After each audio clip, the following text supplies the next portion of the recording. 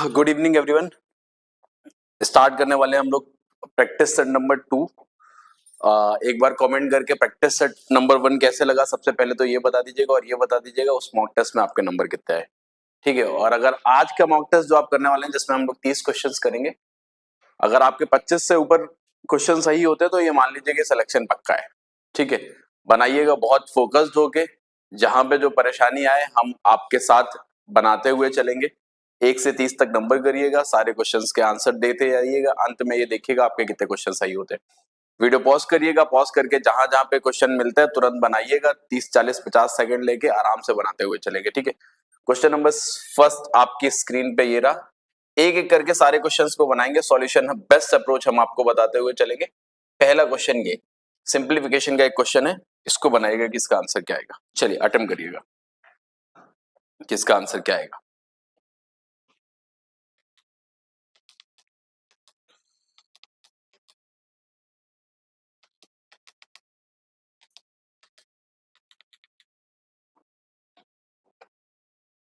एक बार इसको अटेम्प्ट करिए कि इसका आंसर क्या बनेगा।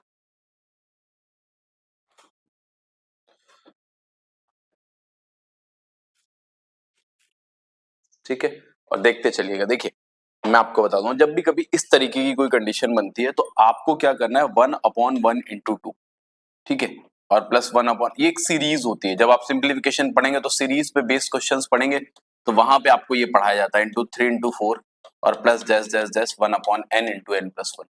तो जब सीरीज पे बेस्ड क्वेश्चंस पढ़ाए जाएंगे तो वहां पे डायरेक्ट एक अप्रोच बताया जाएगा इसको सॉल्व करने का, कि इससे पहला उठाते हैं और यहां से लास्ट उठाते हैं और इनको सबट्रैक्ट करके आंसर निकाल लेते हैं। होता कैसे है ये हम आपको बता देते हैं कि ये 1 माइनस 1/2 बनेगा, प्लस ये बनेगा 1/2 माइनस 1/3, 1/3 माइनस 1/4 और ऐसे डैश डैश अप टू जैसे आगे तक जाएंगे तो 1/n माइनस 1/n प्लस 1। जैसे ही आप देखेंगे तो ये 1/2 से 1/2, ये 1/3 से 1/3 ऐसे ही कट जाएगा। इसका पहला टर्म और उसका आखिरी टर्म बच के फाइनली ये बचा 1 माइनस ये बराबर 99/100। ये इसको सॉल्व करेंगे तो ऊपर बना n/n प्लस 1। और जैसे ही आप इसकी कंपैरिजन कर रहे होंगे यहाँ पे, तो n का वैल्यू बहुत साफ सुथरा आपको देखने को मिलेगा, n इज इक्वल्स टू 99। तो आपको आपसे पूछा गया n का वैल्यू क्या होगा, तो ऑप्शन कौन सा आ जाएगा, बी ऑप्शन। पूरा डिटेल मेथड बता दिया हमने आपको यहाँ पे सॉल्व करके। बेसिकली इसको सॉल्व करने के लिए जब भी कभी इस तरीके का क्वेश्चन बनता है तो उसका लॉजिक ये होता है, यहाँ से इसका पहला टर्म उठाइए 1 और यहाँ से इसका आखिरी टर्म उठाइए ये, और यहाँ से डायरेक्ट सॉल्व करके आप देख सकते हैं कि ये n/n प्लस 1 आएगा, और कंपैरिजन करके सीधे देखेंगे कि n का वैल्यू कितना आ जाएगा, 99। ये डायरेक्ट अप्रोच होता है इसको करने का। जब कभी आप क्लास में सिंप्लीफिकेशन पढ़ रहे होंगे, वहां पे जब सीरीज बेस पे आएंगे तो ये क्वेश्चन आपको वहां पे पढ़ने को मिलेगा। ये question number first, I hope सबको समझ में आ गया होगा। ठीक है। चलेंगे सेकंड नंबर पे, एक एक करके बनाते चलेंगे। ये क्वेश्चन नंबर सेकंड, ये देखिए बड़ा प्यारा सवाल है भाई, कोशिश करिएगा बनाने की। क्वेश्चन हम पढ़े देते हैं क्या कह रहा है। कह रहा है 1170 रुपए में किसी वस्तु को बेचने से एलिसा को उतनी ही हानि होती है जितना उसे वस्तु को 22% लाभ पर बेचने पर होती है। यदि इसे 1450 रुपए में बेचे तो कितने प्रतिशत का लाभ या हानि होगी। एक अटेम्प्ट जरूर मारिएगा इस पे कि क्या आएगा इसका आंसर। बहुत प्यार से बनाने की कोशिश करिए, बन जाएगा, बहुत कठिन नहीं है। बनाइए एक बार इसको।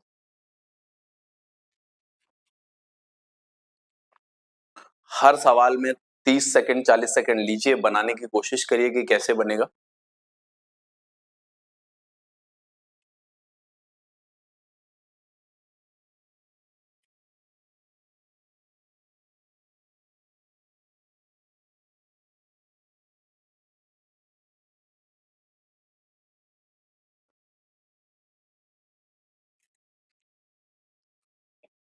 देखिए क्या कह रहा है, 1170 रुपए में किसी वस्तु को बेचने पर एलिसा को उतनी हानि होती है जितना उसे 22% लाभ पर। तो 22% लाभ है तो इस पे बेचने पर 22% की हानि होगी। तो 1120 रुपए में बेचने पर 22% की हानि यानी कि 78 का वैल्यू हमें पता है। 22% की हानि यानी कि 78 का वैल्यू पता है। अगर हम 100 का वैल्यू निकाल लेंगे तो ये हमारा कॉस्ट प्राइस आ जाएगा। जैसे ही हम लोग सॉल्व करेंगे तो कॉस्ट प्राइस निकालने के लिए जैसे ही सॉल्व करेंगे तो कितना पता है, 1170 है, माफ कीजिएगा। ये 13 छंग 78, 13 नवी 117, 6 से काट दिया 15, तो हमारा कॉस्ट प्राइस कितना आ गया, 1500 रुपए। ₹1500 कॉस्ट प्राइस आ गया, अब इसे 1450 में बेचने की बात हो रही है। ₹1500 कॉस्ट प्राइस और 1450 में बेचने की बात हो रही है, तो नुकसान कितने रुपए का हो रहा है? ₹50 का। कितने पे? 1500 पे इंटू 100 कर लीजिए। जैसे ही आप इसको काट लेंगे, 2 जीरो से 2 जीरो खत्म, 5 3 15 और ये 10, 10/3 का मतलब हो गया 3.3% का लॉस हो जाएगा। 3.3% का लॉस आप देख रहे होंगे किसी ना किसी ऑप्शन में आपको देखने को मिल रहा होगा, तो कौन सा ऑप्शन सही हो जाएगा? B option. रिपीट कर देते हैं एक बार, फिर से समझ लीजिएगा अगर किसी को कम समझ में आया तो। आपसे क्या कह रहा है क्वेश्चन, बहुत अच्छे से पढ़िएगा। कह रहा है 1170 में किसी वस्तु को बेचने पर एलिशा को उतनी हानि होती है जितनी उसे 22% लाभ पर बेचने पे होती है। 22% का मतलब लाभ हो रहा है अगर उसे बेचते तो 22% की ही हानि हो रही होगी, उतनी ही हानि होती है जितना 22% लाभ। तो 22% के लॉस का सेलिंग प्राइस यानी कि 78 का वैल्यू हमको पता है। 100 का वैल्यू जो होगा वो कॉस्ट प्राइस बना देगा। यहां से हमको कॉस्ट प्राइस पता चल गया, ये सीपी हमको पता चल गया, एसपी हमको गिवन है सवाल में कि अगर 1450 में बेचेंगे तो कितने का नुकसान होगा। तो 1500 की चीज को 1450 का बेचोगे, 50 का नुकसान है, 1500 पे इंटू 100 तो 3.3% का लॉस हो गया। Answer will B option. बहुत सिंपल सा क्वेश्चन है, आराम से बना सकते हो। पहले क्वेश्चन को आराम से पढ़ा करिए, जितना अच्छे से और स्पीड में पढ़ सकते हैं। उसके बाद उसको अप्रोच लीजिए कि कौन सा अप्रोच अच्छा होता है। सॉल्विंग में बहुत ज्यादा टाइम मत लगाइए, ठीक है। चलेंगे क्वेश्चन नंबर थर्ड पे, सेकंड हो गया ये, थर्ड नंबर बनाइएगा क्वेश्चन, मन से बनाते चलिएगा। ये हो गया आपका क्वेश्चन नंबर थर्ड। मुझे लगता है रेस आपने अगर पढ़ा है तो ये क्वेश्चन कभी गलत नहीं होना चाहिए आपसे। अटेम्प्ट करिएगा इसको। कह रहा है 500 मीटर की एक रैखिक दौड़ में ए बी को 50 मीटर से हराता है और 600 मीटर की दौड़ में बी सी को 60 मीटर से हराता है, तो 400 मीटर की दौड़ में ए सी को कितने मीटर से हराएगा? जल्दी से अटेम्प्ट करिएगा कि आंसर क्या आएगा। सब बना सकते हो सब लोग।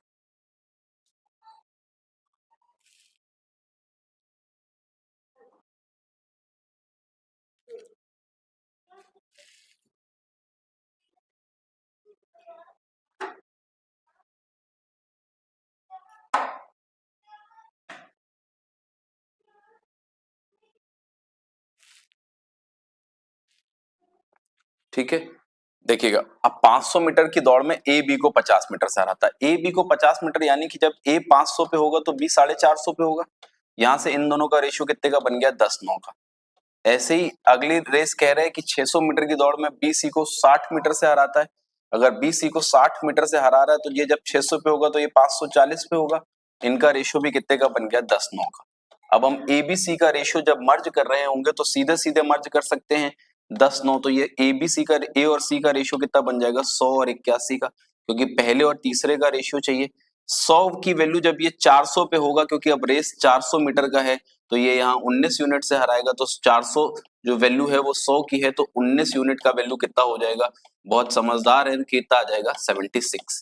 तो आपका आंसर कौन सा आ गया? 76। ठीक है, एक तरीका ही हो गया। अब बेसिक दिमाग लगाइएगा। ये 500 मीटर की रेस में 50 मीटर से हरा रहा, तो 10% से हरा रहा है, तो 10-9 का रेशियो होगा। सेम 600 मीटर की रेस में 60 मीटर से हरा रहा है, ये भी 10% से हरा रहा है, 10-9 का रेशियो होगा। दोनों 10-9 के रेशियो, फाइनल रेशियो 100 और 81 का। अंतर 19 से हरा रहा है, 19 से ना ये कट रहा है, ना ये कट रहा है, ना ये कट रहा है। Answer will B option. समझिएगा मेरी बात, हम आपको जो बता रहे हैं ये तो तरीका हो गया सॉल्व करने का, हम आपको बता दिए कि तरीका ये है। पहला वाला कितने परसेंट से हरा रहा है? अगर 500 मीटर की रेस में 50 मीटर से हरा रहा है तो 10% से हरा रहा है, और 10% हराने का मतलब रेशियो क्या बनेगा? 10-9 का। दूसरा भी 600 मीटर वाला 60 मीटर से हरा रहा है, तो इसका मतलब भी 10-9 से। दोनों 10-9 से मतलब 181 एसी का रेशियो। अगर एसी का रेशियो 181 तो अंतर कितने का हो गया? 19 का। अब 19 का वैल्यू मतलब जो भी अब आंसर आएगा वो मल्टीपल ऑफ 19 होना चाहिए। कितने ऑप्शन आपको 19 से कटते हुए नजर आ रहे हैं? एक ऑप्शन। तो आंसर कौन सा होगा? B option. तरीका भी और वो एक अप्रोच जो अगर आपके दिमाग में कभी मान लीजिए कि सॉल्यूशन नहीं समझ में आता और छोटा सा अप्रोच आपके दिमाग में, तो ये काम आएगा आपके लिए। ठीक है, चल रहे हैं अगले सवाल की तरफ। ठीक है, क्वेश्चन नंबर फोर्थ। अरे बहुत प्यारा सवाल, क्लास में पूछा था हमसे ये सवाल किसी एक बच्चे ने, जब ये एवरेज के डाउट क्लास कर रहे थे, है ना। बनाइएगा इसको। आपके ही क्लास, आपके ही क्वेश्चन एग्जाम में आते हैं, हमेशा याद रखिए, कुछ नया नहीं आता, बस केवल मन लगाना सीख लीजिए।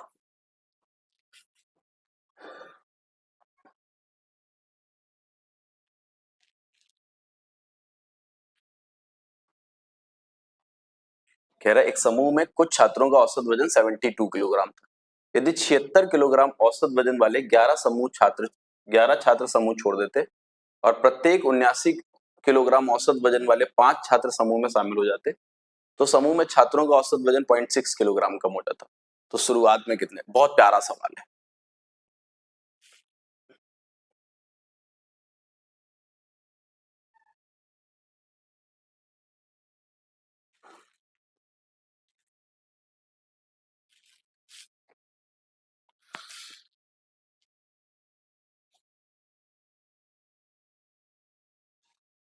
देखना बेटा, 72 किलोग्राम था पहले, ठीक है, पहले एवरेज कितना था, 72 किलोग्राम। कह रहा है 76 किलोग्राम वाले 11 लोग समूह को छोड़कर जाते हैं, 11 लोग समूह छोड़कर जाते हैं जिनका वेट कितना है, 76 किलोग्राम, ठीक है। और 79 किलोग्राम वाले 5 लोग समूह में शामिल हो जाते हैं, 79 केजी वाले 5 लोग समूह में शामिल हो जाते हैं, ठीक है, जिसकी वजह से ओवरऑल एवरेज कितना कम होता है, 0.6 केजी। मेरी बात बहुत ध्यान से सुनिएगा, एक पे कितना ज्यादा लेके जा रहा है, 4, तो 11 पे 44, ठीक है, और ये कितना लेके आया, 7, 7 पना 35, इसने 35 मैनेज भी किया तो भी 9 कम रह गया। ये 9 कम होने की वजह से एवरेज 0.6 किलोग्राम कम हो गया, यानी कि अब कितने लोग ग्रुप में बचे, 15 लोग ग्रुप में बचे। इन्होंने ये नहीं पूछा कि कितने लोग हैं ग्रुप में, इन्होंने ये पूछा कितने लोग थे ग्रुप में। भाई 11 लोग चले गए हैं, 5 लोग आ गए, यानी कि 6 लोग कम हो गए।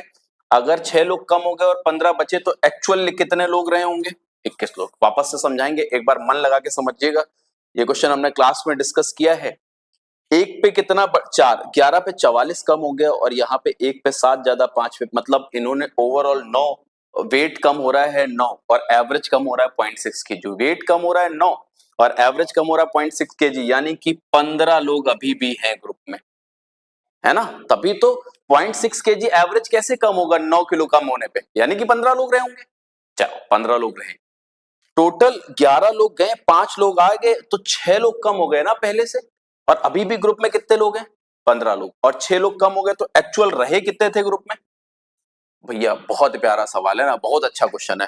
अगला क्वेश्चन बनाएंगे, क्वेश्चन नंबर 5। आई होप समझ में आ गया होगा, क्योंकि क्लास में भी डिस्कस किया हुआ है और यहाँ पे भी डिस्कस कर रहे हैं, तो वो बहुत अच्छे से क्लियर होगा। ये बच्चों को सवाल बनाना है, बच्चों वाला सवाल, सिंप्लीफिकेशन, जो पढ़ते हैं वही आता है एग्जाम में, लिख के ले लीजिए।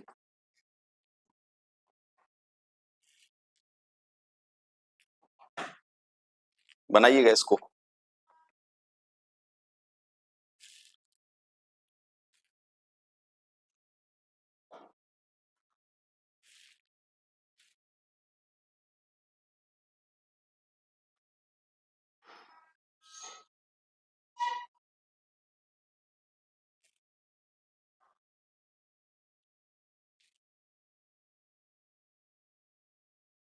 बहुत टाइम लेने की जरूरत नहीं है। सबसे पहले छोटा ब्रैकेट खोलेंगे, 7 और 10 में 7 घटाया 3, 3 से 3 को भाग देंगे 1, और 500 में को 2 से भाग देंगे 250 में 1 घटाएंगे 249 और आ जाएंगे करली ब्रैकेट तक।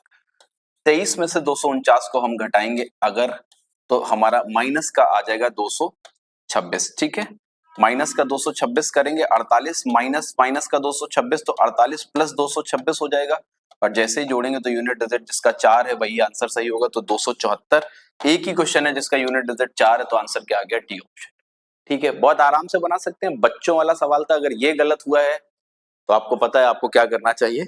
आगे बढ़ रहे हैं, पांचवा हो गया, छठे पे चलेंगे, ठीक है।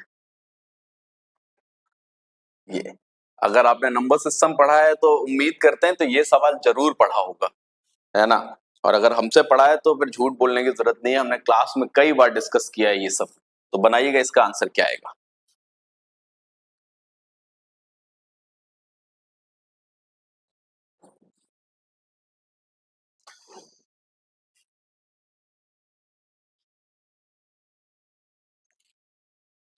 सारे एग्जाम ओरिएंटेड क्वेश्चंस, सारे पीवाईक्यूज, यूपीएसआई और बाकी चीजों से मिलते जुलते, बनाइएगा।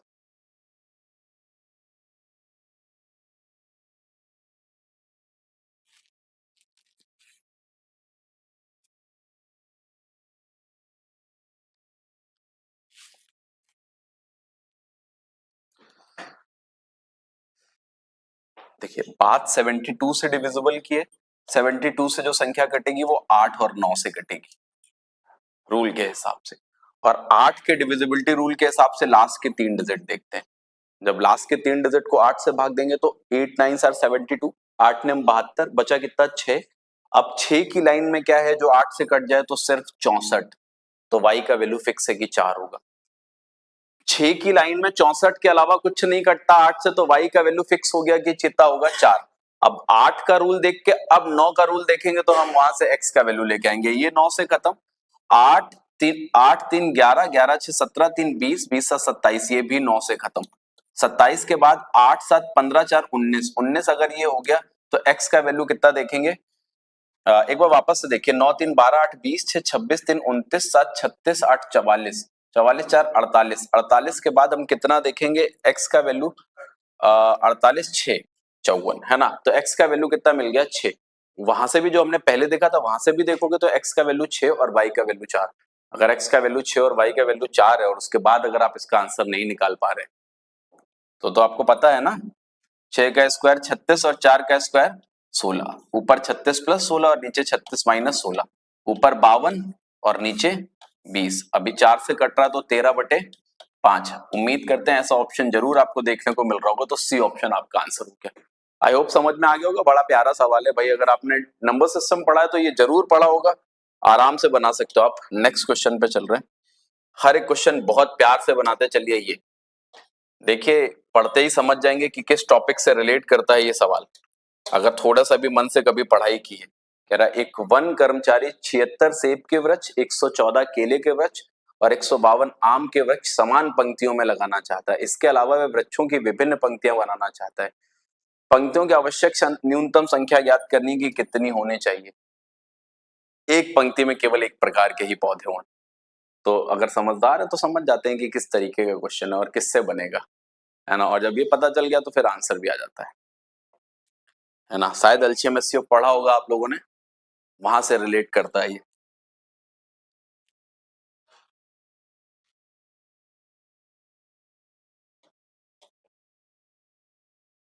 देखिए 76 सेब के पौधे हैं, 114 केले के पौधे हैं और ये 152।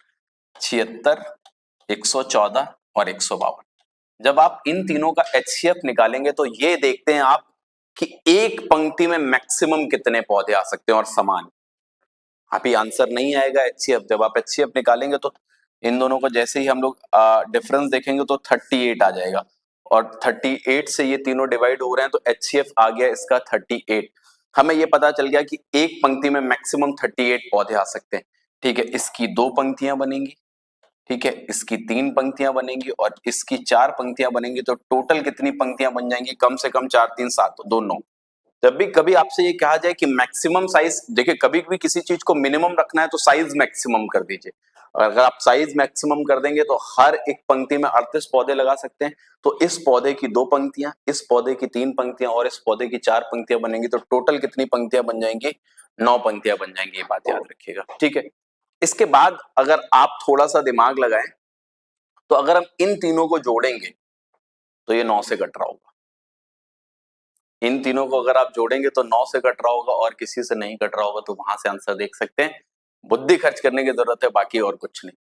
7 6 13, सिर्फ डिजिट्स को जोड़ लीजिए। 7 6 13, 1 14, 1 15, 4 19, 1 20, 5 25, 2 27, 27 9 से कट जाए। अब ये आपकी दिली इच्छा है कि आप क्या करना चाहिए, तरीके पता होना चाहिए। कभी भी ऐसा भ्रमित मत होइएगा कि नहीं सिर्फ जो आप शॉर्टकट्स बता रहे हैं उनसे सिलेक्शन हो जाएगा, नहीं। सिलेक्शन तरीकों से ही होगा। ये पता होंगे तो 1 2 सवाल, अगर कभी कहीं 3 सवाल अटक रहे होंगे तो ये उनको ये बचा ले जाएगा।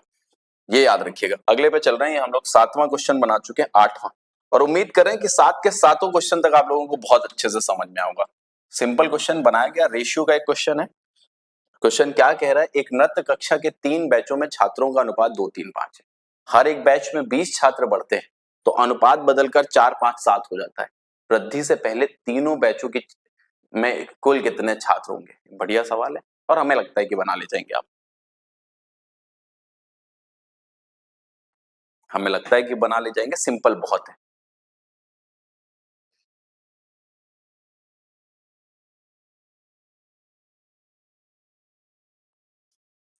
कई बार ऐसे सवाल मुजवानी बन जाने चाहिए, है ना। मैं बताऊं, देखना आप, देखना ये 2 3 5 से 4 5 7 हुआ है, हर एक रेशियो में 2 2 बढ़ा है। 2 की वैल्यू 20, तो 1 की वैल्यू कितनी हो गई 10, और शुरुआत में 5 3 8 2 10 की वैल्यू बतानी, तो कितना हो जाएगा 100। आंसर हो जाएगा बी ऑप्शन। बेवजह बिल्कुल टेंशन मत लीजिए। 3 वाले रेशियो में डिफरेंस बराबर किया भी नहीं जा सकता, ये बात याद रखिए, बहुत कम चांसेस होते हैं। 2 वाले में तो अक्सर जब 3 का आएगा तो अपने आप वो डिफरेंस देखिए, सब में 2 2 का दे रखा है, और सब में कितने कितने बढ़े हैं 20 20। 2 2 की वैल्यू 20 हो गई, तो 1 की वैल्यू 10 आ गई। शुरुआत में पूछ रहा था कितने लोग थे, तो 2 3 5 5 10, अगर 1 का वैल्यू 10 है तो 10 का वैल्यू कितना होगा 100, यानी कि बी ऑप्शन। अगले क्वेश्चन पे चलेंगे। क्वेश्चन नंबर हमने 8 बनाया, 8 बनाया, अब आप बनाएंगे 9। ऐसा नहीं, बहुत हमने कहा कि 3 के केसेस में ये बहुत कम होता है ना। 2 के केस में होता है डिफरेंस सेम ना हो, तो सेम किया जा सकता है डिफरेंस, है ना। बनाइएगा क्वेश्चन नंबर 9। इसका आंसर क्या होगा? 2 पुरुष और 3 लड़के एक काम को 18 दिन में करते हैं, जबकि 3 पुरुष और 2 लड़के 15 दिन में करते हैं। तो 4 पुरुष और 2 लड़के से कितने दिन में करेंगे? क्लास में डिस्कस हुआ क्वेश्चन है, बनाइएगा।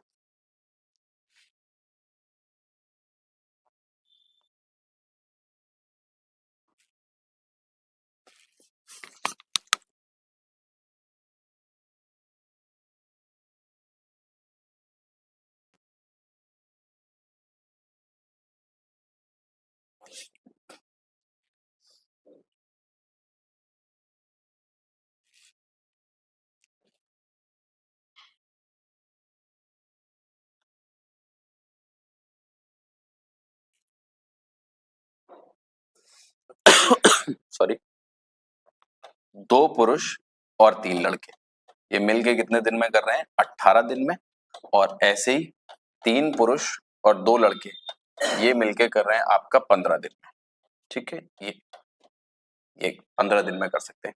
तो ये कह रहा है 4 पुरुष और 2 लड़के कितने दिन में करेंगे? 4 मेन और 2 बॉयज, ये कितने दिन में करेंगे, हमको ये निकालना है। तो जैसे ही हम सॉल्व करेंगे तो 3 18 और 3 5 15, यहां से 12m plus 18b is equal to और 15m प्लस 10 बॉयज। यहां से जैसे ही हम लोग इसको देखेंगे तो 3m is equal to 8b, ratio बन गया 8:3। ये किसी भी एक तरफ रख के हम टोटल वर्क निकालेंगे तो ये हो जाएगा 8 दूनी 16 और 3 3 का 9, 16 9 25 इंटू 18, ये टोटल वर्क आ गया। अब ये 25 इंटू 18 टोटल वर्क हमें कराना है 4 8 32 और 2 3 6, यानी कि 38 की एफिशिएंसी से। जैसे ही डिवाइड 38 यहाँ से डिवाइड करेंगे 9 और ये 19 और 9, ये 225 बटे 19, 19 से कम 19 बचता है 3, 3 बचा 19 से कम 19, 11 सही 16 बटे 19 आपका सही आंसर होगा, यानी कि पहला ही ऑप्शन ये। ठीक है, एक इसके बाद एक दूसरी चीज समझ लीजिएगा, है ना। ये सब तो आपने कर लिया, इसके बाद जब आप सॉल्विंग करने गए आपको 38 से भाग देना है 25 इंटू 18 को, यानी कि 225, यानी कि 10 से ज्यादा बार भाग जाएगा। सारे ऑप्शंस में एक बार भाग गया है, एक बार भाग गया है, एक बार भाग गया है। 10 से ज्यादा बार डिवाइड सिर्फ एक ही ऑप्शन में है, पहले ऑप्शन में। क्यों भाग दे रहे हैं बेवजह, टाइम वेस्ट कर रहे हैं? सीधे सीधे से पता है कि क्या होने वाला है, नहीं आई बात समझ में? चलें अगले पे बढ़ रहे हैं। ये हो गया क्वेश्चन नंबर 9, चलेंगे क्वेश्चन नंबर 10 पे। ये देखिएगा, एक बढ़िया सवाल है, बनाइएगा इसको मन लगा के। ये कह रहा 6 वर्ष पहले घर के 4 सदस्यों की औसत आयु 15 वर्ष थी। इसी दौरान परिवार में 2 बच्चों का जन्म हुआ। हालांकि उस परिवार के सदस्य का वर्तमान औसत आयु आज भी उतना ही है जितना 6 साल पहले था। यदि बच्चों की आयु में 2 वर्ष का अंतर हो तो बड़े बच्चे की आयु। क्लास में डिस्कस हुआ है कि नहीं, ये आप लोगों को पता होना चाहिए, है ना। बनाइए।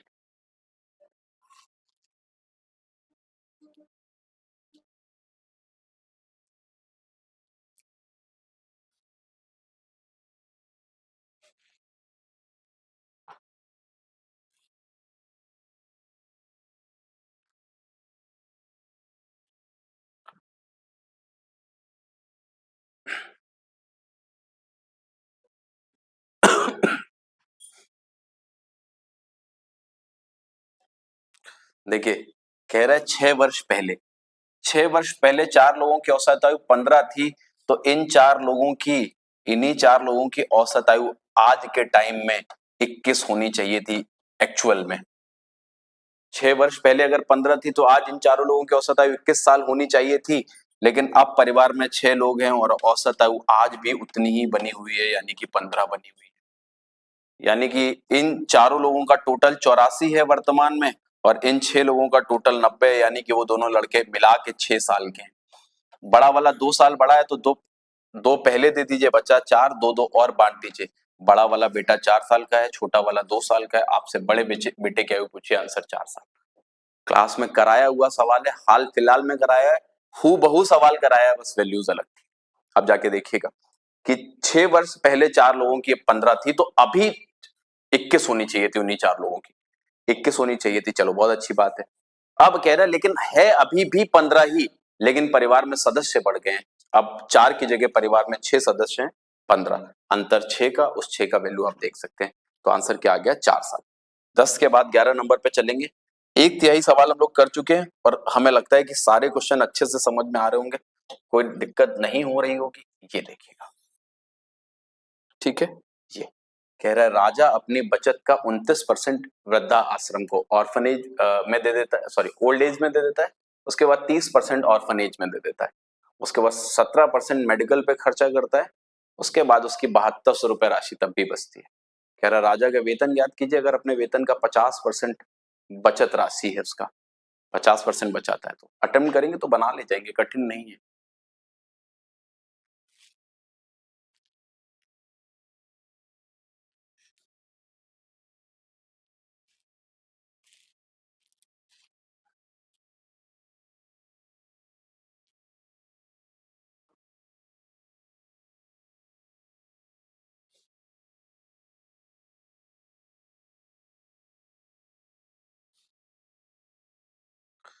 देखिए 29% इसने ओल्ड एज में दिया है, 30% उसने ऑर्फनेज में दे रखा है, और इतना इसने मेडिकल पे। तो सबको उठा के देखेंगे तो इसने 76% अपने सेविंग्स का दान कर दिया है। अभी भी 24% बचा, जिसकी वैल्यू हमको 7200 पता है। तो अगर हम पूरी 100% की वैल्यू देखेंगे तो आएगा 30,000 रुपए। 30,000 रुपए इसकी सेविंग थी भाई साहब। 30,000 रुपए इसकी क्या थी, सेविंग थी, जो उसके वेतन का 50%, मतलब आधा। सेविंग अगर आधी है तो वेतन 60,000 रहा होगा। बिल्कुल सिंपल सा एक सवाल। यहाँ पे ये सब यूपीएसआई का प्रीवियस ईयर क्वेश्चन है ना। 29% ऑर्फनेज ओल्ड एज में दिया, 30% ऑर्फनेज में दिया, 17% मेडिकल पे खर्चा किया, तो सब मिला के 76% खर्चा कर दिया, बचा 20%, 24%, विच इज इक्वल टू 7200। तो अगर 1% का वैल्यू देखेंगे तो 300 रुपए, और 100% का वैल्यू 30,000। 30,000 उसकी सेविंग है, जो उसकी इनकम का 50% है, तो इनकम उसकी 60,000 हो गई। ठीक है, क्वेश्चन नंबर 12 पे चलेंगे। 11 के बाद ये देखिए,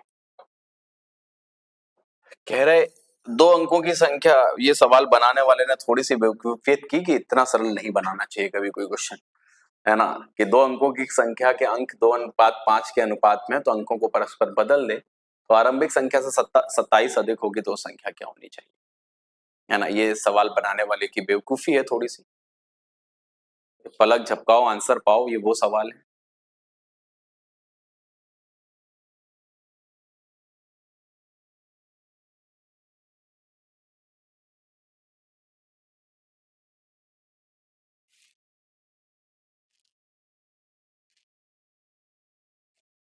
ये इतना टाइम मत लीजिए।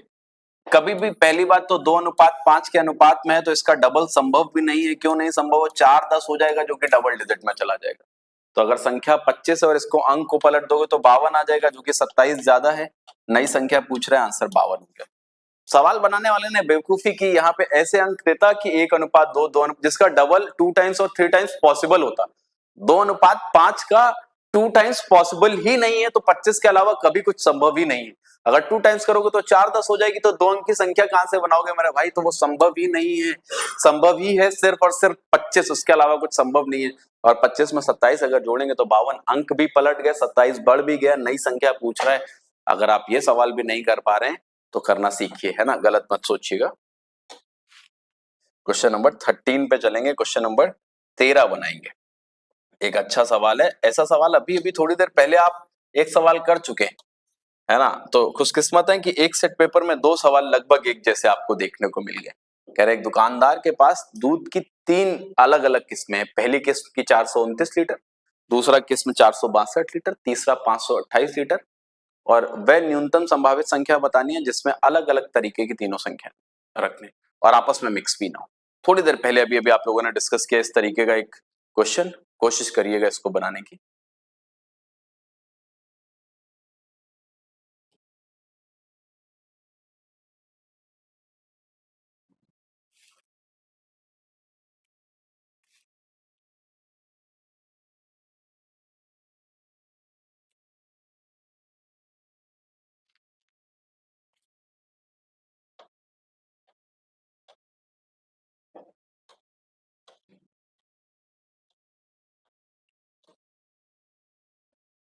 ये दे रखे हैं।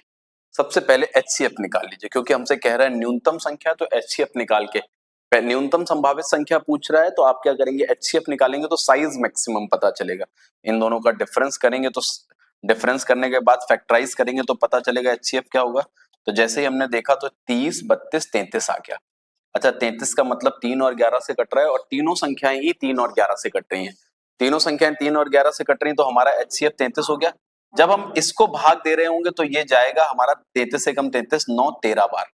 13 बार ये चला गया, ये 14 बार चला जाएगा और इसको जब भाग देंगे तो ये 16 बार चला जाएगा और तीनों को उठा के जोड़ लेंगे, 16, 14, 30 और 13, 43। तो आंसर कौन सा ऑप्शन हो जाएगा, सी ऑप्शन। ठीक है, तो हो गया ये कुछ सी ऑप्शन यानी कि 43। आई होप समझ में आ गया होगा। बिल्कुल ऐसा ही सवाल इस सेट पेपर में एक और आ चुका है इससे पहले, तो ये तो नहीं गलत होना चाहिए था किसी भी वजह से। क्वेश्चन नंबर 14 पे चल रहे हैं, 13 क्वेश्चन हो चुके हैं, 14वें क्वेश्चन पे चल रहे हैं। एक ये देखिए सिंपल क्वेश्चन है, अगर आपने एवरेज थोड़ा भी मन से पढ़ा है तो गलत नहीं होगा ये क्वेश्चन आपका। कह रहा है 121 खिलाड़ियों की कबड्डी टीम का औसत वजन 71 किलोग्राम है। यदि मैनेजर का वजन भी शामिल कर लें तो औसत 1 किलोग्राम बढ़ जाता है, तो प्रबंधक का औसत वजन, प्रबंधक का वजन, मैनेजर का वजन कितना। पेन मत उठाइए, ऐसे ही बता ले जाएंगे, पेन मत उठाइएगा, ऐसे ही बता ले जाएंगे, बस थोड़ा सा दिमाग लगा लीजिएगा।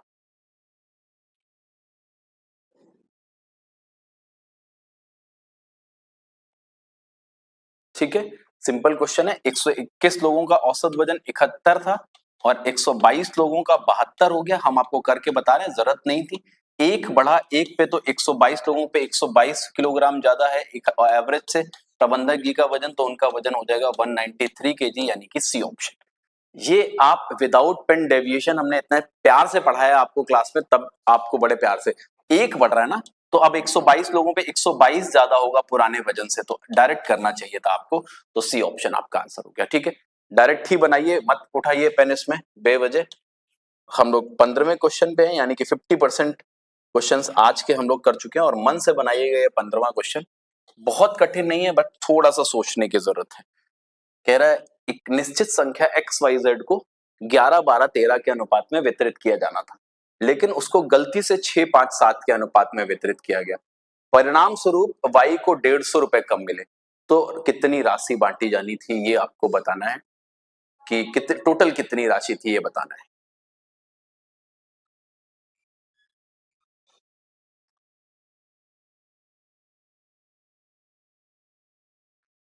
थोड़ा सा बुद्धि खर्च करेंगे और ये रेशियो का बड़ा इंपॉर्टेंट क्वेश्चन है।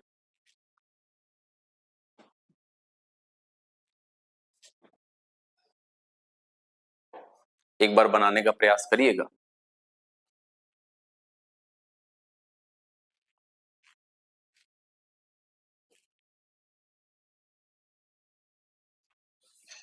देखिए 11, 12, 13 के अनुपात में बांटा जाना था, लेकिन इसने गलती से सॉल्यूशन समझिएगा 6, 5, 7 के अनुपात में बांट दिया, यानी कि 13, 12, 25, 11, 36 और ये कितना हो गया 6, 5, 11, 7, 18। देखिए दोनों का टोटल दोनों जगह पे सेम होना चाहिए, अगर गलती से भी बांटा तो भी, तो बराबर करने के लिए 2 का गुणा कर दिया, ये हो गया 12, 2 पंचे 10 और 2 सत्ते 14। इस गलती की वजह से इसको 2 का नुकसान हुआ, जिस 2 का वैल्यू हमको सवाल में पता है 150 और हमें टोटल वैल्यू बतानी है विच इज 36।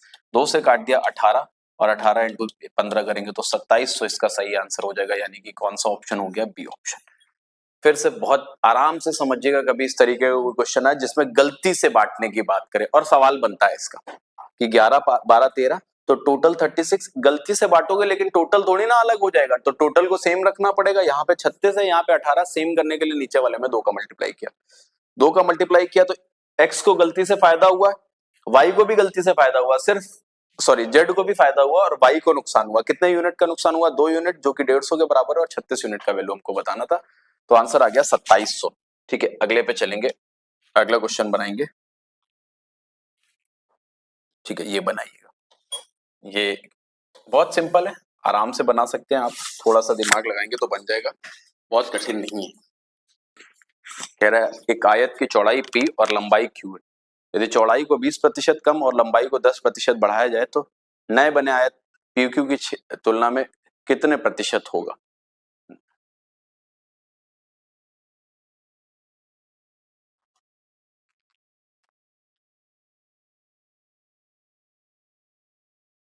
शायद नेट चेंज पढ़ा है आपने, अगर पढ़ा है तो फिर मुझे लगता है मुंह जवानी आंसर आना चाहिए।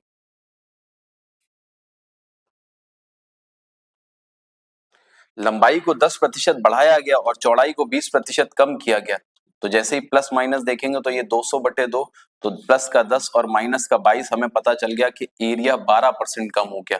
अगर 12% कम हो गया तो पहले 100 था और 12% कम हो गया तो नया एरिया बचा 88। तो कह रहा है नए बने आयत का क्षेत्रफल पुराने PQ की तुलना में कितना परसेंट है? तो पहले वाला 100 है और अगर 12 कम कर देंगे तो नया कितना हो जाएगा? 88% हो जाएगा। ये हो गया क्वेश्चन नंबर 16 के बाद चलेंगे 17, इसको बनाइएगा। ये देखिए, कह रहा है पार्टनरशिप का एक क्वेश्चन आया, कह रहा है कि किसी व्यापार में ए और बी के निवेश का अनुपात 7:5 है और वर्ष के अंत में उनके प्रॉफिट 2:5 के रेशियो में है, तो ए ने अपने धनराशि का निवेश यदि 6 महीने के लिए किया तो बी ने कितने महीने के लिए लगाया होगा, ये पूछा गया। बी ने कितने महीने के लिए लगाया होगा? थोड़ी सी बुद्धि खर्च करेंगे तो इसका आंसर भी बड़े प्यार से पाएंगे।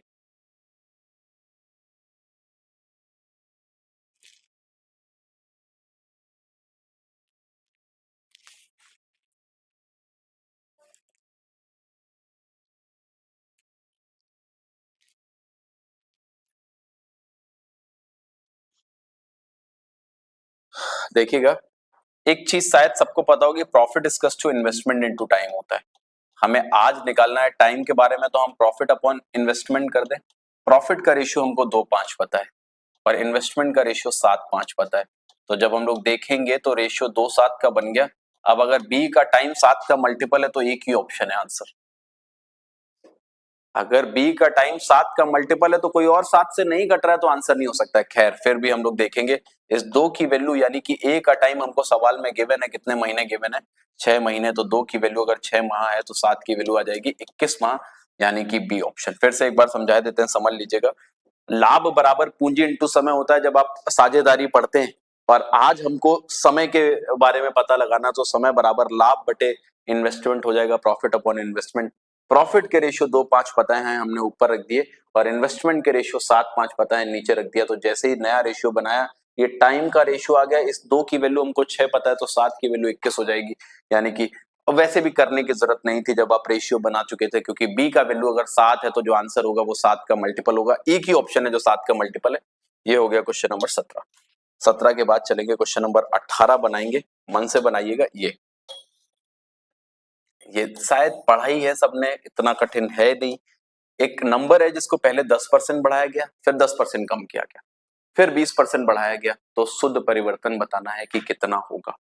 पहले 10% बढ़ाया गया, फिर 10% कम किया गया, फिर 20% बढ़ाया गया, तो एक्चुअल उसके साथ क्या होगा, क्या उसका आंसर आएगा? कुछ एक ऑप्शन तो ऐसे ही मुंह जवानी हटा दिया करिए, कभी नहीं हो सकते।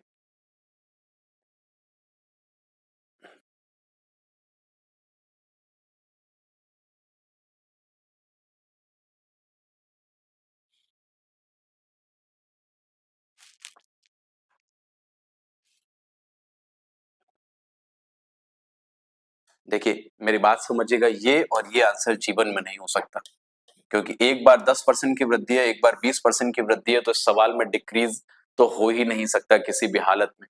10% की वृद्धि और 10% की कमी, यानी कि 1% की कमी, और 20% की वृद्धि एक और है, 20% की वृद्धि और 1% की कमी, यानी कि आंसर जो आएगा वो 20 से छोटा आएगा। तो एक ही ऑप्शन है जो 20 से छोटा है, तो आंसर क्या आ गया? C option. आप हल करना चाहते हैं तो हल कर लीजिए, है ना। 10% की वृद्धि 10 से 11, 10% की कमी 10 से 9, फिर 20% की वृद्धि 5 से 6, ये कितना हो गया? 500।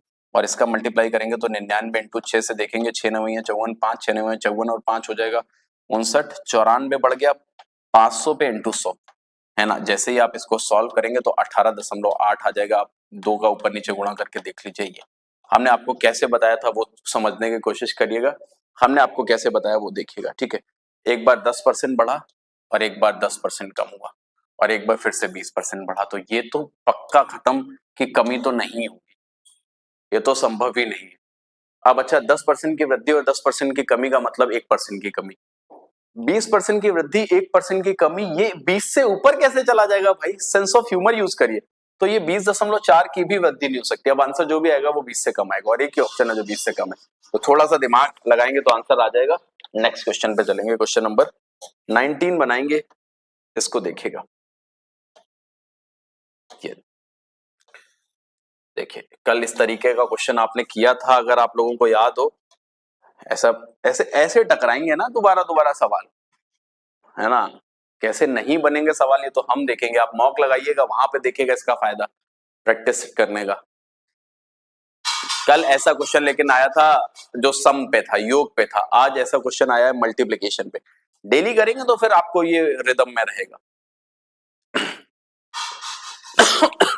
सॉरी।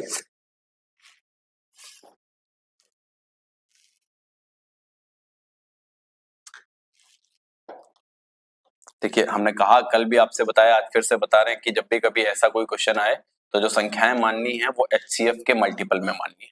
तो 13A और 13B हमने मान लिया। तो 13A इंटू, अब क्योंकि मल्टीप्लीकेशन दे रखा है तो 13A इंटू 13B बराबर कितना हो गया? 6760। जब हम काटेंगे तो 13 बचे 65 और 13 दूनी 26, फिर 13 से काटेंगे तो A इंटू B हमारा 40 आ गया। अब हमको पेयर पॉसिबल देखने होते हैं तो हमेशा वो पेयर लेते हैं कोप्राइम। तो 1 और 40 ये ले लेंगे, फिर 2 और 20 जो कि नहीं लिया जाएगा, फिर 3 के साथ बनेगा नहीं, 4 और 10 नहीं लिया जाएगा, फिर 5 और 8 लिया जाएगा। यही दो पेयर पॉसिबल है, तो इसकी वजह से जो आंसर आएगा वो बी ऑप्शन आएगा। कल भी हम लोगों ने ऐसा एक सवाल किया था, लेकिन कल जो किया था वो योग पे किया था और आज जो किया है ये मल्टीप्लिकेशन पे किया है। कंटिन्यूअस करेंगे डेली, हर दूसरे तीसरे सेट में एक क्वेश्चन दो क्वेश्चन ऐसा टकराएगा जो आपको कहीं ना कहीं पुराने सेट से, ये फायदा होता है प्रैक्टिस करने का। अभी मैंने कहा आपसे 15 दिन का टाइम मांगा है कि आप 15 दिन लगातार जब ये सेट पेपर फॉलो करेंगे, आप मॉक टेस्ट लगा रहे हो, आप लगाते रहना। और अगर आपके नंबर इंप्रूव ना हो तो आप हमसे बताइएगा कि नंबर इंप्रूव नहीं हो। सारे क्वेश्चन उसी लेवल के उसी हिसाब से लेते हैं जो एग्जाम में आते हैं। अगले क्वेश्चन पे बढ़ रहे हैं। ये हो गया क्वेश्चन नंबर 19 के बाद 20 पे। ऐसे नहीं कि अच्छे क्वेश्चंस भी नहीं है, बीच बीच में आपको अच्छे क्वेश्चंस भी देखने को मिलते हैं। ये देखिए, एक बड़ा प्यारा सवाल है भाई, एक बार प्रयास करिएगा। यूपीएसआई में पहले भी ऐसे कई सारे क्वेश्चन पूछे गए हैं। कह रहा एक्स एक कार को 133 दिन में करता है, उसने अकेले 49 दिनों तक काम किया। शेष कार वाई ने 84 दिन में पूरा किया। समग्र कार को पूरा करने में दोनों एक साथ कितने दिन लेंगे?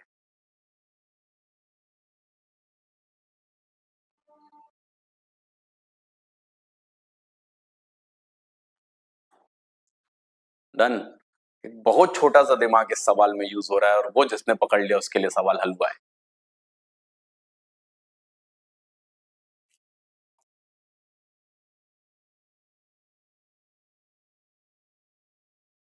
देखिएगा इस सवाल में एक बहुत बढ़िया, एक्स 133 दिन में कर रहा है, ठीक है। अच्छा, उसने अकेले 49 दिन तक काम किया, उसने 49 दिन तक काम किया, बचा हुआ काम वाई ने 84 दिन में किया। बचा हुआ काम एक्स करता तो भी 84 दिन लग रहे हैं। बताइए, अगर इसने 49 दिन कर लिया, इन दोनों को जोड़ेंगे तो 133 हो रहा है, यानी दोनों की एफिशिएंसी सेम है। और अगर एफिशिएंसी सेम है तो जो दोनों मिलके करेंगे तो जितने दिन में काम हो रहा है उसका जस्ट आधा आंसर हो गया। तो इसका आधा कर दीजिए, वही आपका आंसर। तो आंसर डी ऑप्शन। हम आपसे बता रहे हैं सवाल में बड़े प्यार से खेला गया भाई साहब। अगर आप पूरा करने जाएंगे तो ये टाइम लगाएगा सवाल। फिर से कह रहे हैं, समझिएगा कि एक्स ने 49 दिन किया, अगर 133 दिन में करता है तो बचा हुआ काम एक्स 84 दिन में करेगा। अगर एक्स 84 दिन में कर रहा है तो वाई भी तो 84 दिन कर रहा है, तो दोनों की एफिशिएंसी कैसी हो गई? क्योंकि सेम हो गई। अगर एफिशिएंसी सेम हो गई कि अगर एक्स 10 दिन में कर रहा है और वाई भी 10 दिन में कर रहा है, तो दोनों मिलकर करेंगे तो 5 ही दिन में तो हो जाएगा, आधा दिन ही तो लगेगा। तो अगर एक्स, तो जस्ट आधा आप आंसर लगा दीजिए, तो आंसर क्या हो जाएगा? D option. ठीक है, अगले में चलेंगे, है ना। 20 क्वेश्चन हो गए। एक काम करते हैं, 21 बनाएंगे अब आप। ये देखिए, ये देखिए, बड़ा प्यारा सवाल भाई। क्लास में ऐसा भी क्वेश्चन जरूर हम लोगों ने डिस्कस किया होगा कि ए और बी एक कार को 18 दिन और 40 दिन में पूरा कर सकते हैं। यदि वे पहले दिन उससे शुरू करते हैं और एकांतर दिनों में बारी बारी से काम करते हैं और बी कार स्टार्ट करता है, तो काम कितने दिन में होगा?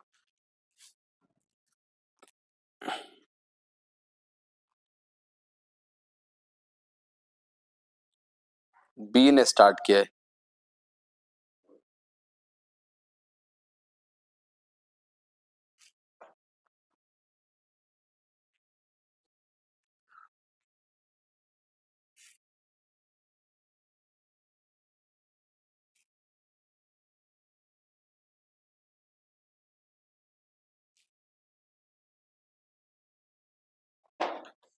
ए करता है 18 दिन में और बी करता है 40 दिन में। तो एलसीएम लेंगे 18 और 40 का एलसीएम 360, ए की एफिशिएंसी 20 और बी की 9। ठीक है, बी स्टार्ट करता है तो पहले दिन बी ने काम किया होगा और दूसरे दिन ए ने, तो 2 दिन का एक साइकिल बना, हर 2 दिन में कितना यूनिट काम होगा 29। अब इस 29 को इसके आसपास पहुंचाना है। मैंने कई बार बताया जब आप डायरेक्ट नहीं कर पाते हैं तो भाग दे लिया करिए। 29 से भाग देंगे एक बार, 29 से कम 29 बचा हमारे पास 7 70, 29 दूना 58 बचा 22 काम, है ना, 58 दो 60, 12 यूनिट बचा। ठीक है, अगर 12 यूनिट बचा तो हमें 12 का मल्टीप्लाई करना पड़ेगा दोनों तरफ। 12 का मल्टीप्लाई किया तो 24 दिन में हमारा कितना काम हो गया, जितना भी काम हो गया 12 यूनिट बचा है। ठीक है, वो बचा हुआ काम यहाँ पे दिख जाता है। अब अगले दिन फिर से नंबर आया, और नंबर आया बी का, क्योंकि बी ने शुरू किया था और इसने 9 यूनिट और कर लिया। अभी भी 3 यूनिट काम बचा है 25 दिन काम होने के बाद। 25 दिन काम होने के बाद 3 यूनिट बचा है और नंबर 1 आ गया, तो 25 सही 3/20।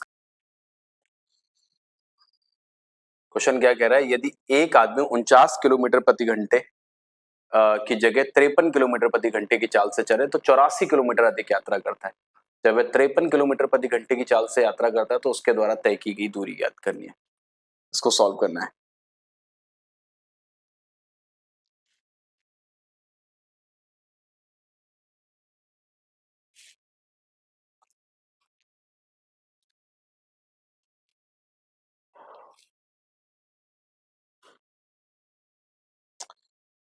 देखिए, बहुत सिंपल सवाल है। हर घंटे 4 किलोमीटर प्रति घंटे तेज चलता है।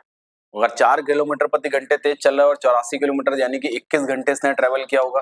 53 की स्पीड से 21 घंटे में कितना जाएगा, 21 3 63, 6 21 पंचे 105 और 6 111, 1113 किलोमीटर, यानी कि सी ऑप्शन आपका सिंपल आंसर। हर घंटे कितना तेज चल रहा है, 4 और 84, एक घंटे में 4 तेज चल रहा है तो 84 किलोमीटर 21 घंटे ट्रेवल किया होगा ना, और 21 घंटे क्या 53 की स्पीड से कितना जाएगा, तो 1113 किलोमीटर, यानी कि सी ऑप्शन। ये क्वेश्चन नंबर 22 हो गया। 22 के बाद चलेंगे क्वेश्चन नंबर 23। बनाते चलिएगा, किसी क्वेश्चन में कोई दिक्कत नहीं आएगी, बस थोड़ा सा दिमाग लगाइएगा। एक ये क्वेश्चन देखिए, बड़ा प्यारा सवाल है भाई, ट्रेन का हर टॉपिक का रिवीजन होता है, आप सही से देखिए। कह रहा है 142 किलोमीटर प्रति घंटे की चाल पर यात्रा करते हुए एक रेलगाड़ी 38 किलोमीटर प्रति घंटे की चाल से अपोजिट डायरेक्शन में आ रही है, उससे आधी लंबाई की रेलगाड़ी को 6 सेकंड में पार कर जाती है। यदि ये रेलवे प्लेटफॉर्म को 45 सेकंड में पार करती है तो प्लेटफॉर्म की लंबाई क्या होगी। थोड़ा सा टाइम ले लीजिए लेकिन इसको बनाइए।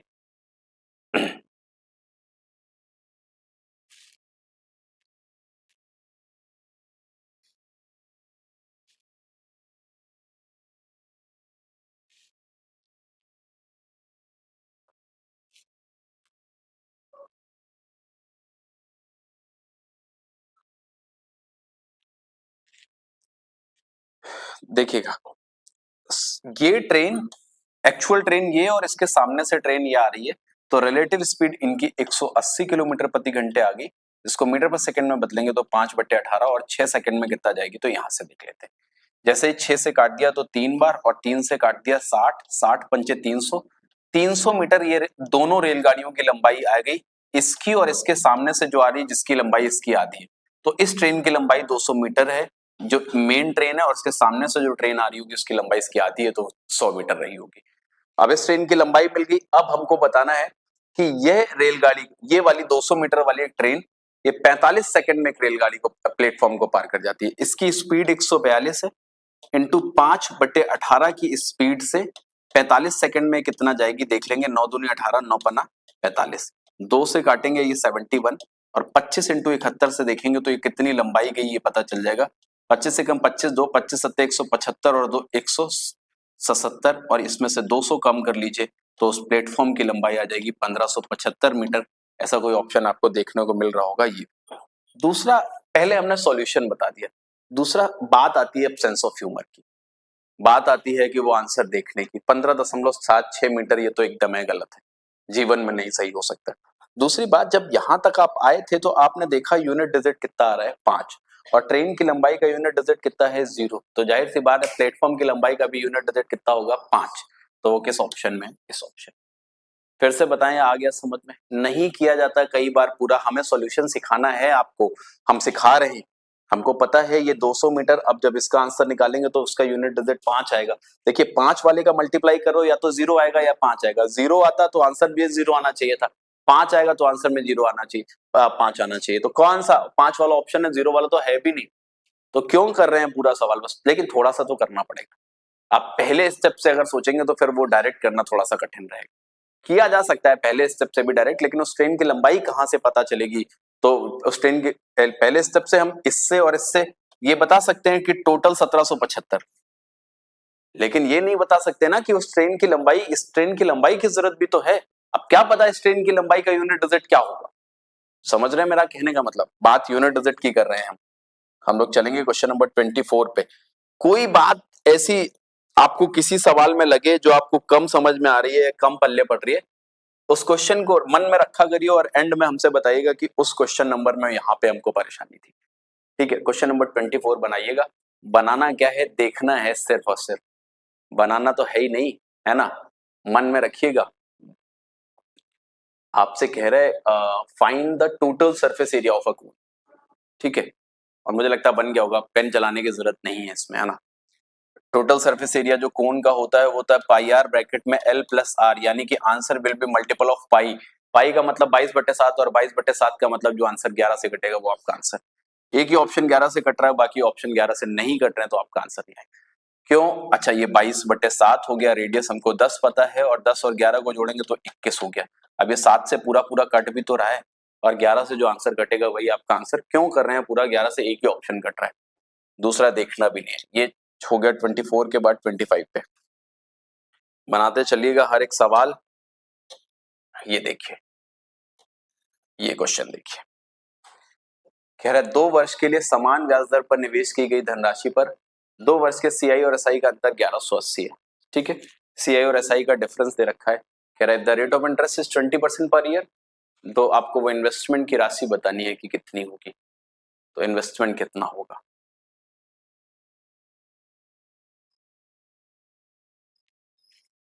छोटा सा कंसेप्ट जिसको याद है उस सवाल कभी कठिन नहीं होता ये वाला।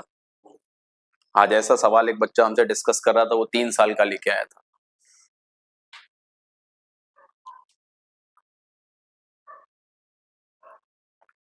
देखिए एक कंसेप्ट याद रखिएगा हमेशा जिंदगी में, प्रिंसिपल का 2 बार R% करेंगे तो 2 वर्ष का CISI हो जाता है। ये कंसेप्ट याद रखिएगा जिंदगी में कभी, इस कितना आसान सवाल है जिसको ये पता है उसके लिए। ये 20% का मतलब 1/5, तो प्रिंसिपल का 1/5 और 1/5 अगर 2 बार करेंगे तो 2 वर्ष का CISI कितना हो गया 1180।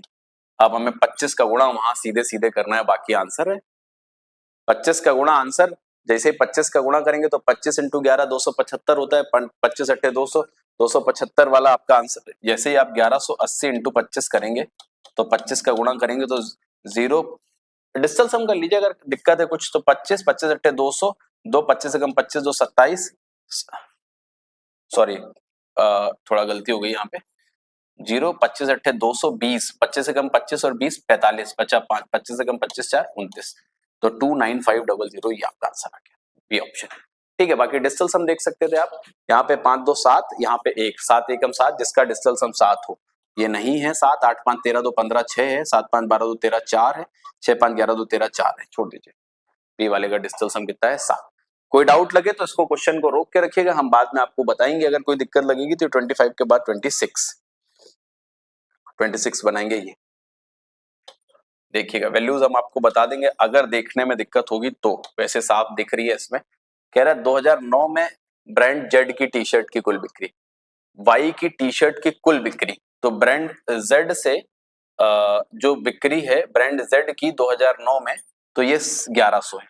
ये कितनी है 1100।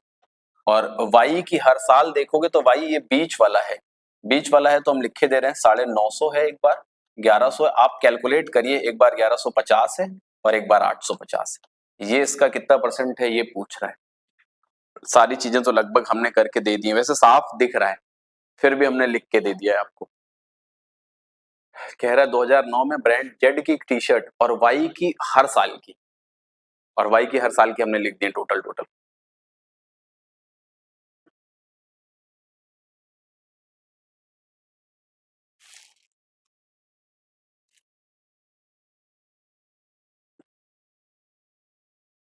तो जैसे ही आप इसको जोड़ेंगे 0, 5 हैं 15, हासिल 1, 10, 11, 10, 21, 21 और 11, 32 और 8, 4050, 11,000, 4050 का कितने परसेंट होगा ये देखना है हमको सिर्फ और सिर्फ।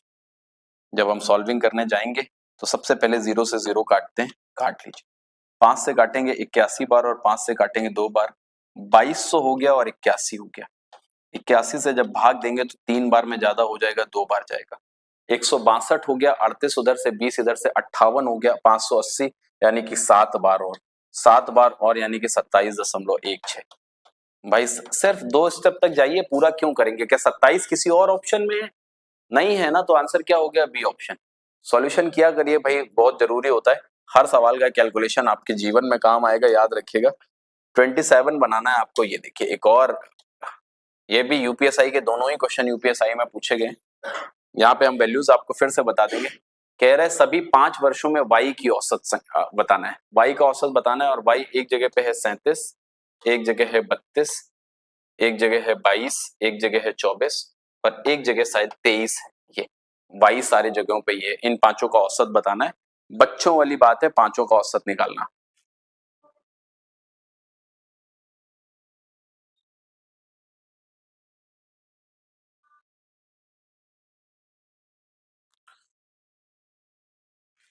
पांचों को जोड़ के 5 से भाग देना है। पांचों को जोड़ के 5 से भाग देंगे तो 7 2 9, 9 2 11, 4 15, 3 18, हासिल 1, 3 1 4, 3 7 2 9 2 11 2 13, 138, 38 बटे 5, 5 से भाग देंगे 27.6 हमारा आंसर आ गया, यानी कि डी ऑप्शन। ठीक है, ये सिंपल क्वेश्चन था। वैसे 27 के बाद 28 बनाएंगे। ये देखिए,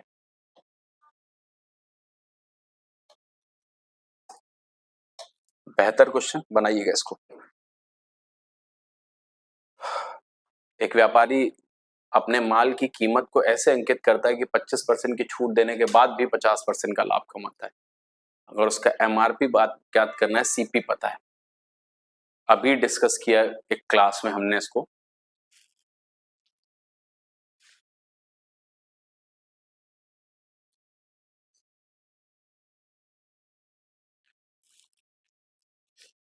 कल भी इस तरीके का क्वेश्चन डिस्कस किया था और हमने बताया ये कंसेप्ट बड़ा इंपॉर्टेंट होता है। 25% का डिस्काउंट, 50% का फायदा, सीपीएमआरपी का रेशियो हो गया 100 माइनस डिस्काउंट परसेंट और 100 प्लस प्रॉफिट परसेंट, है ना। ये अब हमको पता चल गया एमआरपी कॉस्ट प्राइस का डबल होगा। कॉस्ट प्राइस 18,500 दे रखा है, एमआरपी पूछा, इसका डबल यानी कि डी ऑप्शन, इसका डबल यानी कि डी ऑप्शन। ये हो गया 28। 28 के बाद चलेंगे 29 बनाएंगे, इसको देखेंगे। ये बड़ा प्यारा सवाल है भाई, परेशान होते हैं बच्चे इसको बनाने में, है ना। कह रहा 5% वार्षिक दर से 3 वर्ष के लिए 8,000 रुपए पहले, दूसरे और तीसरे वर्ष 24,2400 रुपए चुकाते चले गए। और आपको ये बताना है कि तीसरे वर्ष के अंत में कितनी धनराशि का अदा करना होगा पूरी तरीके से चुकाने के लिए।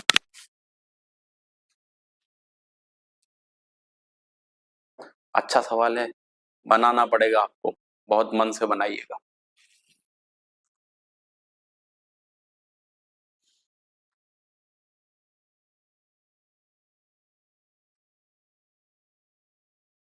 देखिए, अच्छा सपोज करिए अगर आप 8,000 रुपए किसी से उधार लेके आए हैं और 5% के ब्याज की दर पर, तो दूसरे साल में आपको उसको 84,100 देने पड़ेंगे, जिसमें से आपने 2400 दे दिए।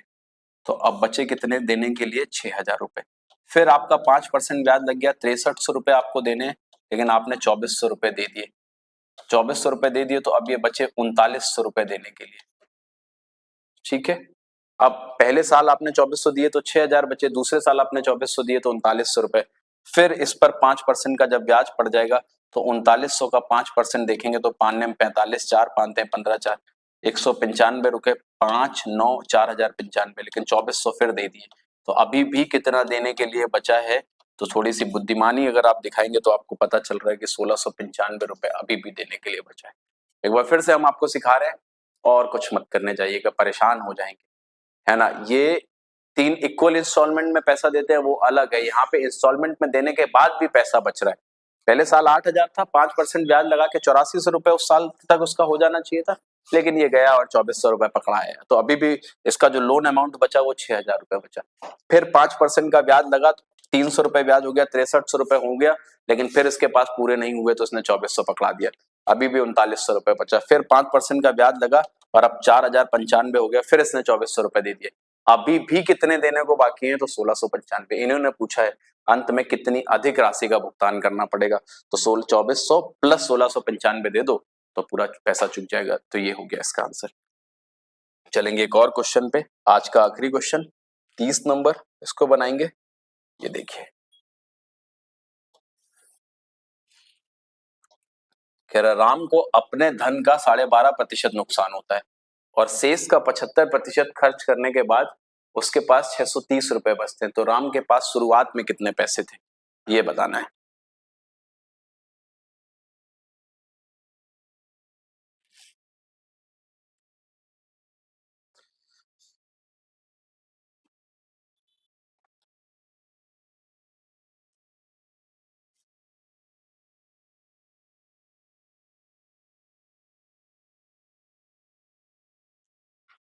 आराम से बनाइएगा, सिंपल क्वेश्चन है।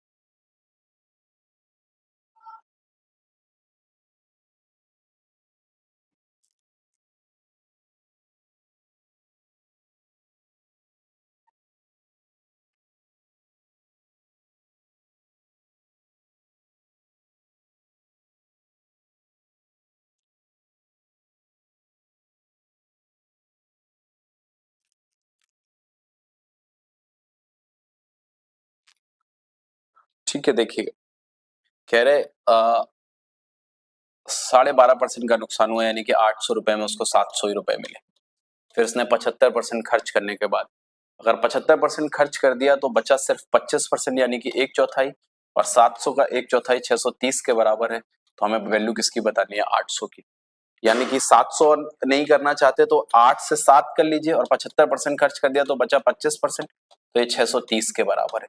तो 7 नेम 63, 90, 1 यूनिट की वैल्यू 9 चौको 36, 380 हो गई, और हमें टोटल वेतन उसके पास शुरुआत में 8 की वैल्यू बतानी है।